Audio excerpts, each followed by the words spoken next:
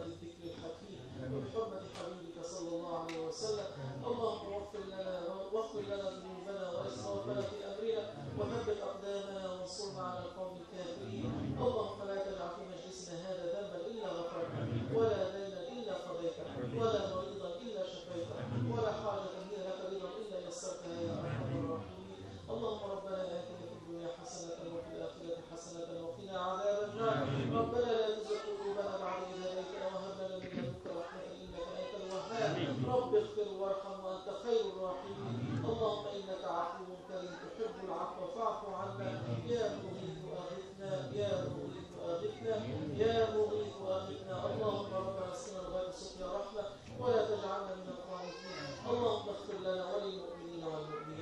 والمسلمين والمسلمات الأحياء منهم والأموات وتابع بيننا وبينهم بالخيرات. اللهم اغفر لنا ولإخواننا الذين سبقونا بالإيمان ولا تجعل في قلوبنا غل للذين آمنوا إنك رؤوف رحيم. اللهم انصر أمة محمد صلى الله عليه وسلم. اللهم أعز الإسلام والمسلمين. اللهم أيد الإسلام والمسلمين. اللهم انصر الإسلام والمسلمين. اللهم بهم وبآلهم عجل بالنصر والفرج. اللهم يا ربنا اجعل لنا من لدنك وليا. اللهم اجعل لنا من لدنك سلطانا نصيرا.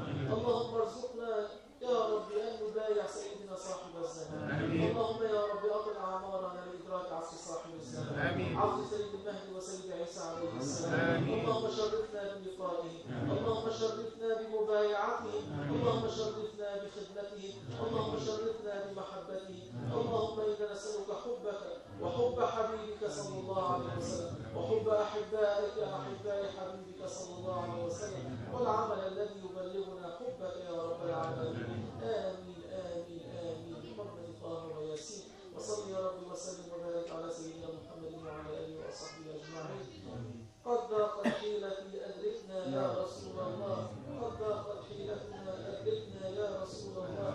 قد ضاقت حيلتي أدركني يا رسول الله. يا سيدي يا شفيع المذنبين يا إمام المرسلين يا إمام المتقين. نظر يا سيدي نظر وشفق وشفاعة يا سيدي اشفع لنا عند المولى العظيم. يا نعم الرسول الله.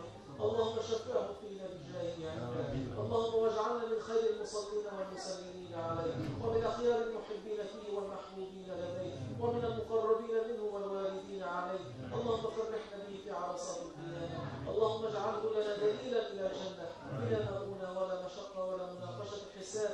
اللهم اجعله مقبلا علينا ولا تجعله غاضبا علينا. اللهم يا ربي أنت ربنا لا إله إلا أنت سبحانك إنا كنا من الظالمين.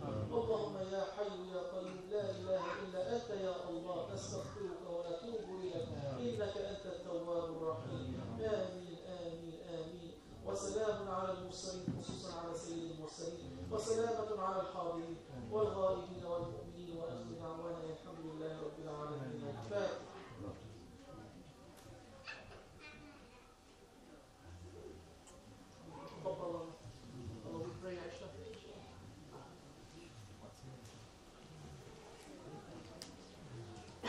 الله أكبر الله أكبر الله أكبر الله أكبر.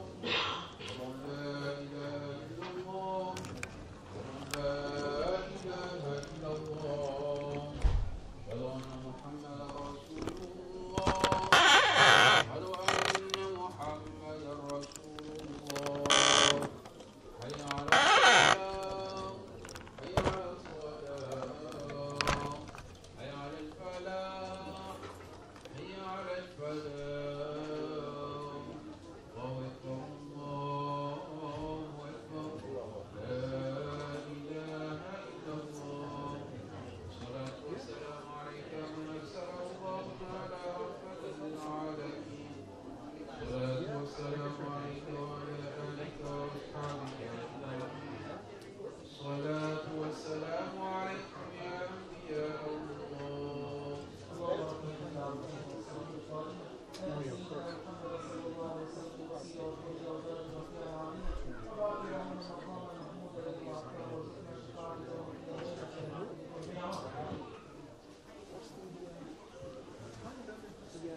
You're right.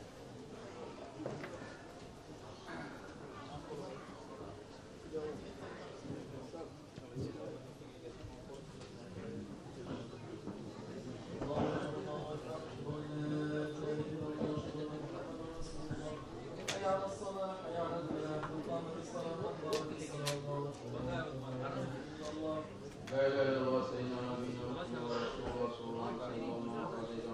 والصلاة والقائمة محمدا الوسيلة والفضيلة والدرجة العالية. وعبد الله من مقام المحمود الذي وانته وارزقنا شفاعته يوم القيامة إنك لا تخلف الميعاد. تستوي صلاة العشاء. الله أكبر.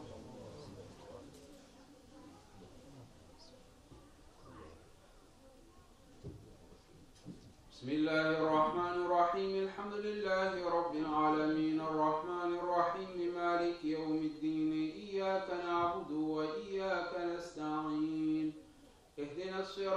المستقيم صراط الذين أنعمت عليهم غير المغضوب عليهم ولا الضالين.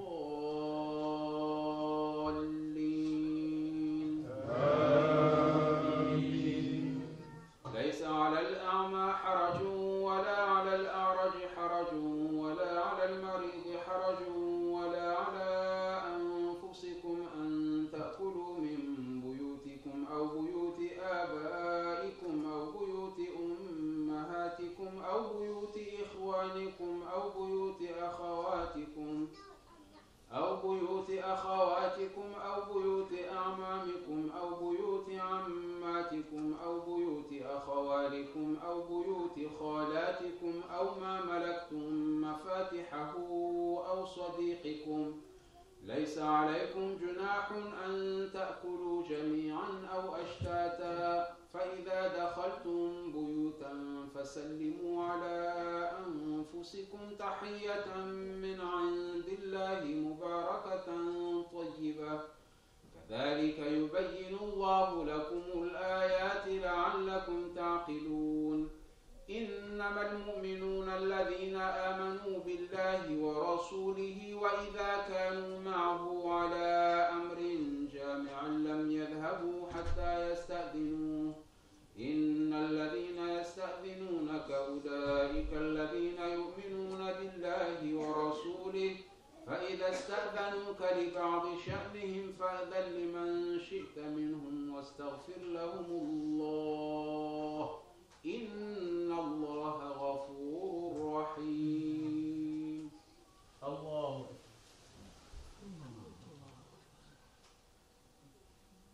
سمع الله لمن حمده. الله أكبر.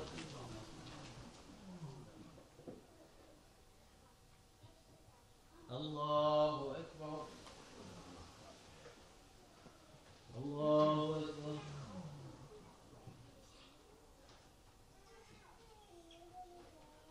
الله أكبر.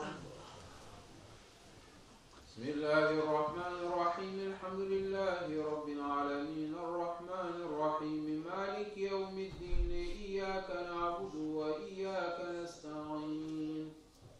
اهدنا الصراط المستقيم صراط الذين أنعمت عليهم غير المغضوب عليهم ولا الضالين.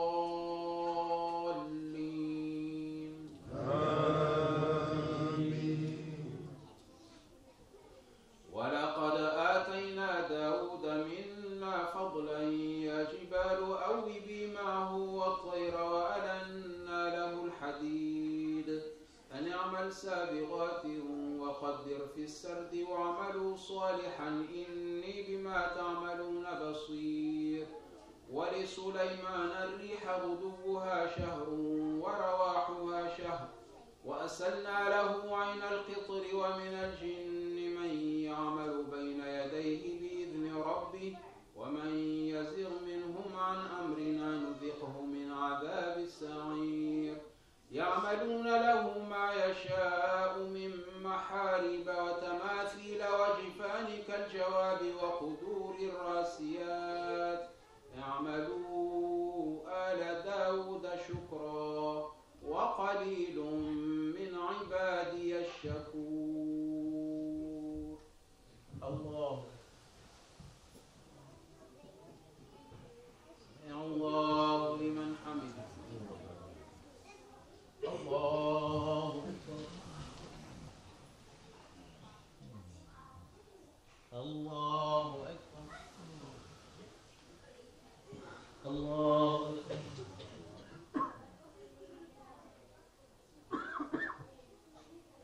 الله أكبر.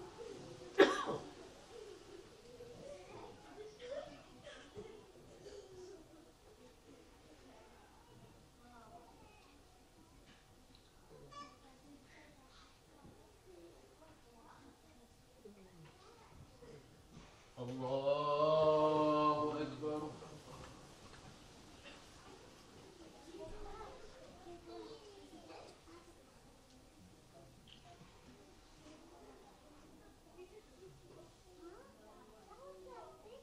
الله